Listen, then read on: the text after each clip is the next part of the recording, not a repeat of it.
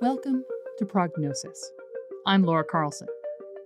It's day 31 since coronavirus was declared a global pandemic. Today, we're bringing you a special episode of the podcast. It's a close look at how the novel coronavirus lived before it entered humans, and who it lived in. Bats. They are almost certainly the source of this pandemic, but they may also hold the clues to stopping the next one. Scientists have learned that the new coronavirus shares 96% of its genetic makeup with a virus previously detected in a kind of bat, known as the horseshoe bat, from the Yunnan province in China. It turns out these bats are virological treasure troves. So many of the infectious agents we worry most about coexist in virtual harmony with these nocturnal creatures.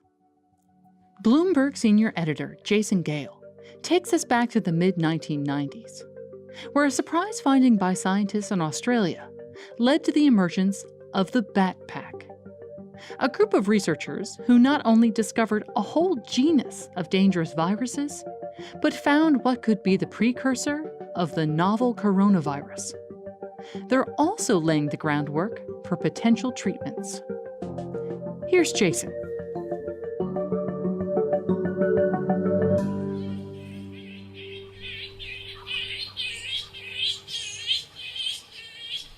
The story of bats and viruses can be traced to an Australian veterinarian, Dr. Hume Field. The son of a policeman, Hume grew up in various parts of the northeastern state of Queensland, where he developed a fascination for Australia's native fauna. I'd always had an interest in animals, and I guess growing up as a kid, I can remember my parents saying, "Oh, Hume loves animals, he's going to be a vet." And this was really a bit of a throwaway line because nobody in our family had ever been to university, let alone to a 5-year veterinary course. But nonetheless, the sort of seed took hold, I guess, at least with me. When I caught up with Hume, he was in his home office in a leafy coastal area southeast of Brisbane. You could hear chattering wildlife and vocal pets, as well as drought-breaking rain. Hume graduated from the University of Queensland in 1976.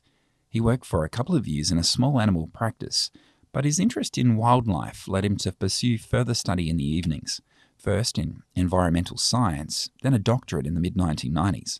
It allowed him to combine his love of native animals with emerging diseases at a time when the state's agricultural authorities were trying to figure out the source of a deadly horse disease. It was a virus that infected 20 racehorses stabled in the Brisbane suburb of Hendra in 1994. It's thought to have started when a mare called Drama Series was brought to the stables after she'd been grazing in a field at Cannon Hill on the other side of the Brisbane River. Drama Series died 2 days later, and subsequently all of the other horses fell ill. 13 of them died. What was especially alarming about this disease was that it crossed the species barrier.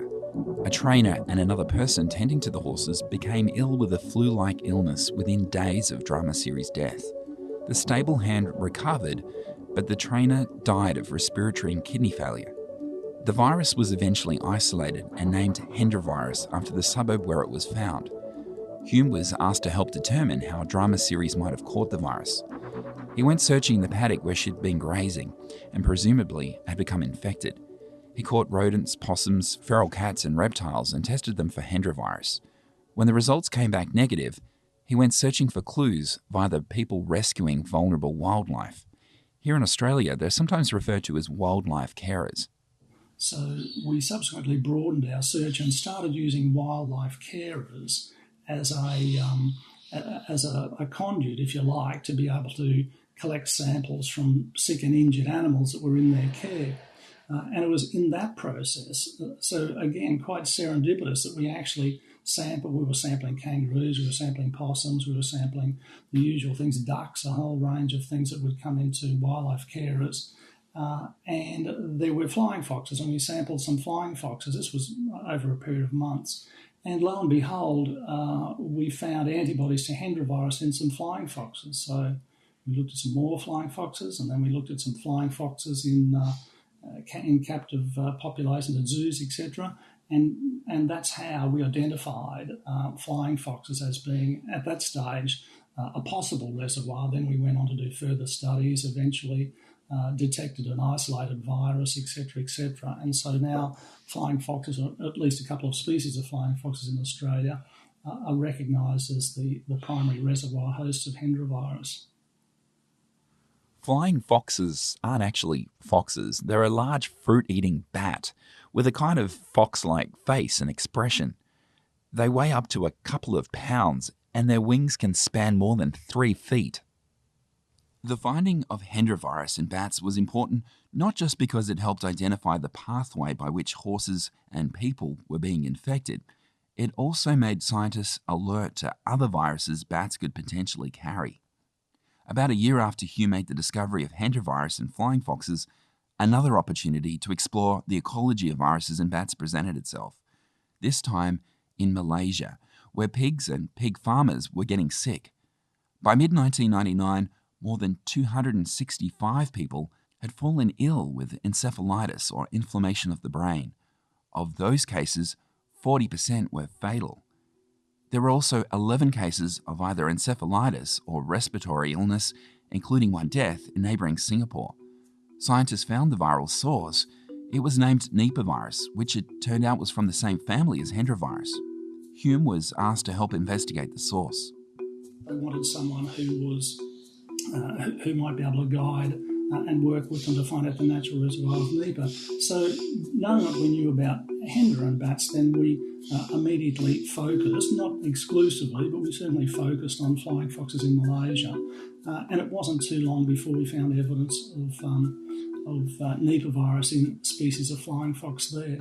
Just as Hendra virus did, the discovery of Nipah underscored the risks that emerge at the interface of wildlife, farm animals, and humans. Professor Trevor Drew is the director of the Australian Animal Health Laboratory at Geelong, just outside of Melbourne. It's carried out key research on both Hendra and Nipah viruses. According to Trevor, the emergence of Hendra and then Nipah identified the ways in which bat-borne viruses can spill over and infect other species. And Nipah virus was a disease also of fruit bats in Malaysia initially, and that virus got into pigs because they were starting to put pig farms into more forested areas, and the feces from the bats got into the pigsties and was thought to have infected the pigs that way. And it killed hundreds of pigs, if not thousands of pigs. Nipah isn't just confined to Malaysia. Over the past decade, it's caused outbreaks in India and Bangladesh that have killed dozens of people. We also know from incidents in Bangladesh of outbreaks of Nipah virus that you don't need the pig, that the bat can actually also infect humans directly via drinking out of vessels of palm sap that are put onto the tree to harvest the palm sap. And people drink this palm sap, but so does the bat, and they will come down, and the saliva from the bat can contaminate the palm sap and infect the human directly. So we know that that is one incident, but certainly in Malaysia now they're very, very careful not to have pig farms near bat roosts. An even more dramatic outbreak occurred just a few years later. Severe acute respiratory syndrome, or SARS, emerged in southern China in 2002. It's a deadlier cousin of COVID-19 that quickly spread across the world. Hume Field was asked to help investigate its source.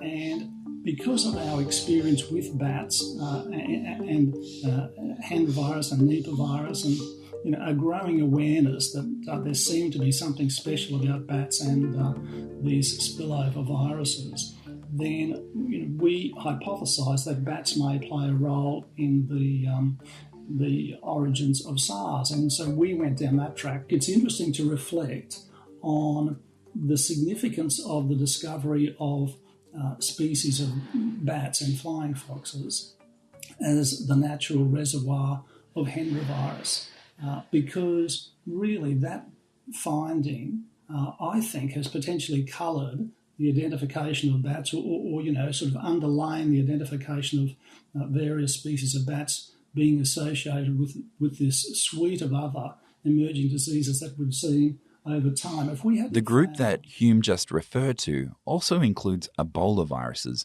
and lyssavirus, which causes rabies, as well as a number of coronaviruses, including SARS, and most likely the one responsible for the COVID-19 pandemic. So what is it about bats that makes them such great virus vectors?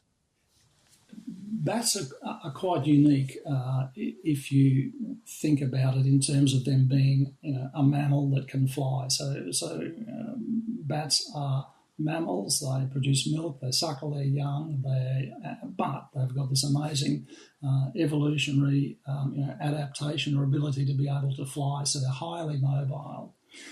They also typically live in large populations, colonies, roost, whether it's the big fruit bats or flying foxes, whether it's small microbats in caves. And typically these groups have mixed species as well. They're relatively long-lived animals as a taxa. Flying foxes certainly recorded, I think, in captivity to live well into 20s. Certainly wouldn't live that long in nature, but certainly they live for years. So all of these factors are very attractive for mammalian virus survival and dissemination, if you like. According to Hume, bats have evolved and adapted to coexist with the viruses that infect them. And so the thinking was that, these are just viruses of bats, and the bats are used to them because they've evolved with them, and that's why the bats don't get sick with these viruses. But if they spill into other naive, immunologically naive species, then they have typically a dramatic and often fatal infection. But more recently, people have dug a bit further to try to understand if there is indeed something else going on with bats, and it seems that there is. Hume now works as a science and policy advisor with the EcoHealth Alliance. It's a New York-based NGO that works to protect wildlife and public health from the emergence of disease. Spillover events are becoming more risky. Bats, as we heard, are coming into closer contact with farm animals. But they're also coming into closer contact with humans. A key reason for that is that bats are losing their habitat. Critically, they're losing their natural food source.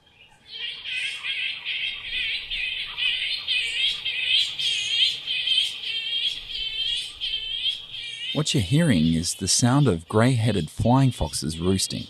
It's dusk and I'm sitting on a grassy bank of the Torrens River in the centre of Adelaide, the capital of South Australia. I'm literally a stone's throw from the University of Adelaide, my alma mater behind me, and the Adelaide Zoo on the other side of the river. This is a popular place for the 20,000 bats hanging upside down from the eucalyptus trees above me. It's a familiar place for Dr. Mark Shipp, Australia's chief veterinarian, who is based in Canberra, but also grew up in South Australia. Mark is the president of the World Organisation for Animal Health. He told me that bats have taken up residency in Adelaide and other urban centres, but not by choice. Yes, almost every city in Australia now has a resident roost of flying foxes, and the fruiting and the flowering trees that these bats normally feed on have been largely removed from rural Australia. And so they've been forced into urban centres and suburban parkland where there is some flowering trees and some fruiting trees, but these are not the preferred diet of the flying foxes, and they're putting those flying foxes under stress. We've seen a number of incidents in Australia over recent years with large-scale mortalities of flying foxes due to heat events. Here in Canberra, we had a large hailstorm event which killed over 300 flying foxes. It reflects that they're in centres where they would normally not be present, and that they're under stress when they're in those centres. There's another concern with bats roosting in places like this, where horses are being kept less than a mile from here. For us, the concern is that where we have parkland, we often have horses, and we know that flying foxes can transmit Hendra virus to horses. and that those horses in turn can transmit that virus to humans. And that's a fatal disease of both horses and of humans. And then there is the risk that the bats themselves will transmit directly to human populations, and there are a number of coronaviruses and other viruses that bats carry and can transmit to the human population. But there are other consequences of the loss of bat habitat. While these animals can carry some pretty nasty viruses, they perform functions vital for the Australian ecosystem. They play very important roles in terms of insect control, of pollination and of seed dispersal. The role that they play in keeping down insect numbers, which and insects can transmit disease, particularly in northern Australia, is very important. And then the role that they play in pollinating plants as they move between plants, and then dispersing seeds when they eat fruits and disperse the seeds so that those plants become established in other areas, is very important and is a role that no other participant in the ecosystem can play.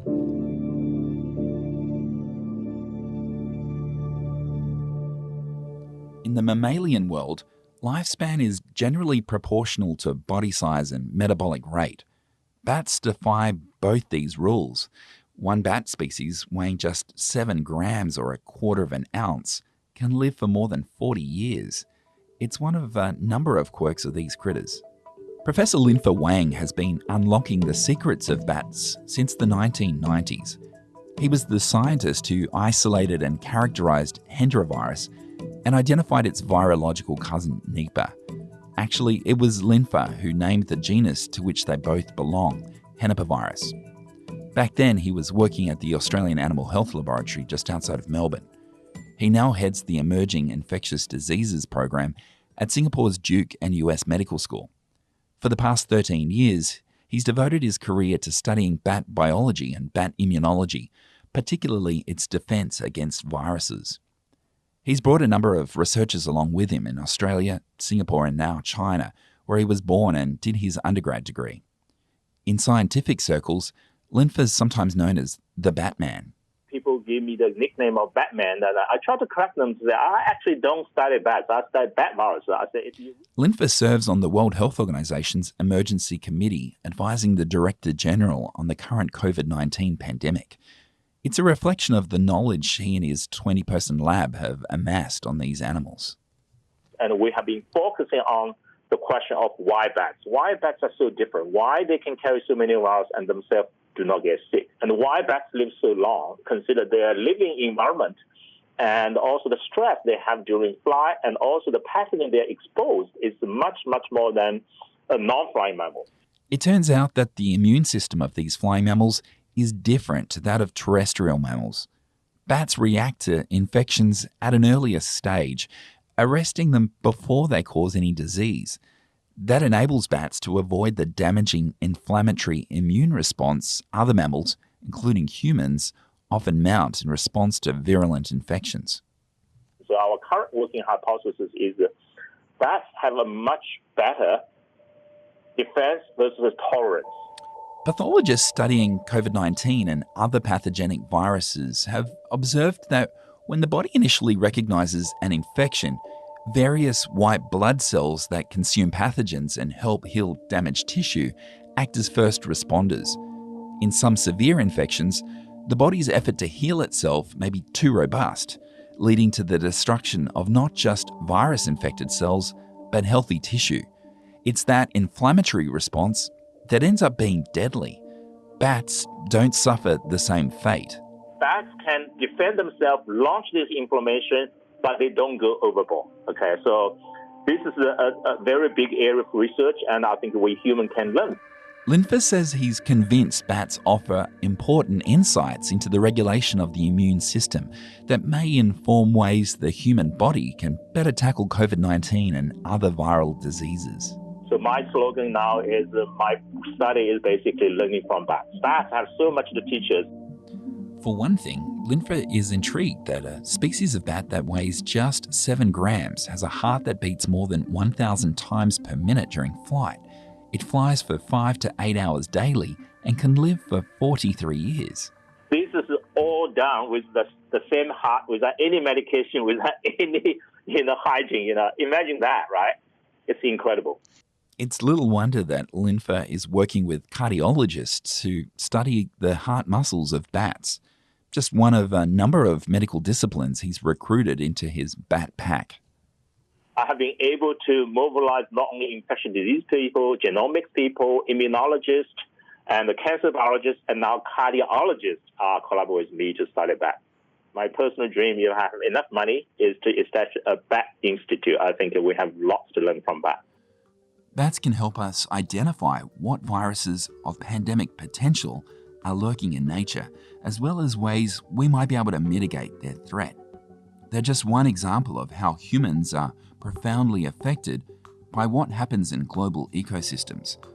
To anticipate, prevent, and respond to disease threats like COVID-19 means taking an increasingly wide-angled look at the natural world.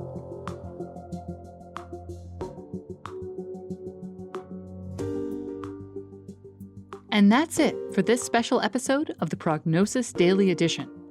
For more on the pandemic from our bureaus around the world, visit bloomberg.com/coronavirus. And if you like the podcast, please take a moment to rate us and leave us a review on Apple Podcasts or Spotify. It helps more listeners find our global reporting. The Prognosis Daily Edition is hosted by me, Laura Carlson. The show is produced by me, Topher Forhez, Jordan Gaspure, and Magnus Henriksen. Reporting by Jason Gale. Original music by Leo Sidran. Our editors are Francesca Levy and Rick Shine. Francesca Levy is Bloomberg's head of podcasts. Thanks for listening.